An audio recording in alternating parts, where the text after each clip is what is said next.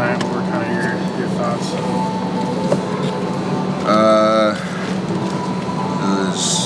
We basically said it last night. It was an unbelievable performance that you really didn't see coming until it happened. I mean, he started off the game hot, obviously, but to stay that consistent, getting it from the free throw line, three-point line, mid-range, layups, it was an ultimate clinic. So it was as entertaining to watch, on the highlights after as it was live. How fun is it? How fun has it been in recent years? I mean, it's obviously our first time playing this year, so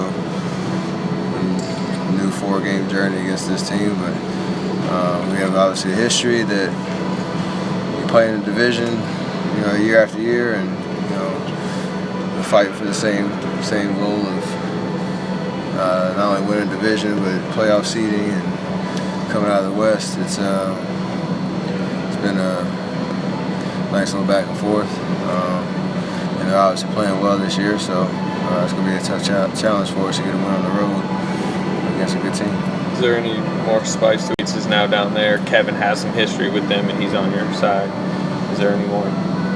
No, I mean,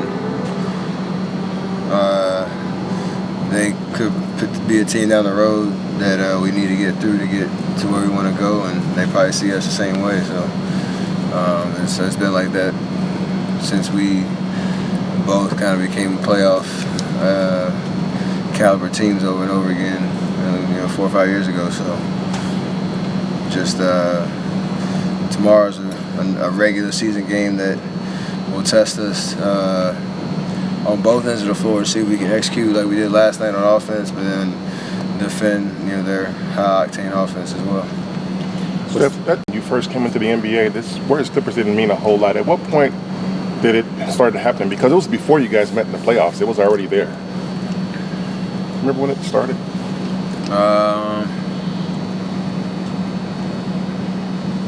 I couldn't think of a defining moment. Obviously, when CP got there and they became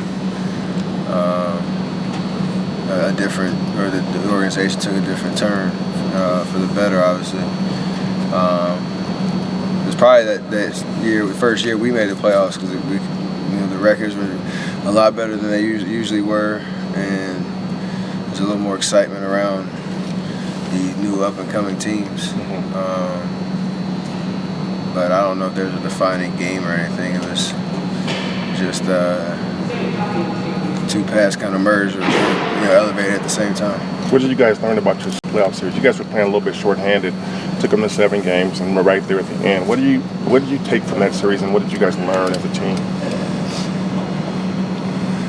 One, how hard it is, obviously, to win in the playoffs, and then when you go the distance, we've seen that obviously recently. Just it's hard to win playoff series, no matter how you play, and just a couple bounces here, a couple bounces there, injuries, whatever. Those kind of experiences are just so much fun, and what you play for, and just knowing that you belong on that stage, and that's what you work for, throughout the course of the summer and every single regular season, to get to series like that matter and can either make or break a season. So just it was a playoff atmosphere that I don't think the year before when we played Denver and San Antonio, it was to another level. So it was definitely a lot of fun. Steph, I asked, when Kevin Durant came over here and paired up with all you guys, did you think it was possible that any one of you guys could still break out for a 50 or 60-point game with all the offensive weapons you guys, and how the ball has to be distributed throughout? Yeah. The character guys we have on the team understand how the game flows. So when you have a night like last night where one person gets extremely hot and they keep getting open looks and you keep finding them, that's going to help our team win as long as we're doing it and take care of the ball and being disciplined about it to a certain extent. But how much fun it's the whole team, but like me and Katie had watching Klay do what he did. Like there's no jealousy. There's no whatever you want to call it. It's just so much fun to watch a guy do what he did and chase his historic numbers and, again, help our team win. So, yeah, there is one ball, but we've demonstrated over the course of the season how it can be balanced. And then if somebody gets hot, you ride that hot hand until it isn't hot anymore. We get as much pleasure out of that as we individually do, having games like that. Have you ever, you and Klay, you guys have sat out a lot of fourth quarters over the last couple of years. Have you ever thought about what could possibly be your max points scored in a game? You don't have to mention the team or what game, but have you ever thought about that if you hadn't played one of those fourth quarters? Well, I don't think I've had a situation like Klay's had last night where off the top of my head, I can't think of one where you're at 60 and you're thinking, do I play in the fourth quarter or not? My 50-point games, I played in the fourth quarter kind of a deal. But just thinking about what Klay could have done, would he probably have 70? Yeah. Would he push 80? He was on pace for it, so why not? And then you can talk about whether coach should have played him or not, or all that kind of stuff. I think he made the right decision.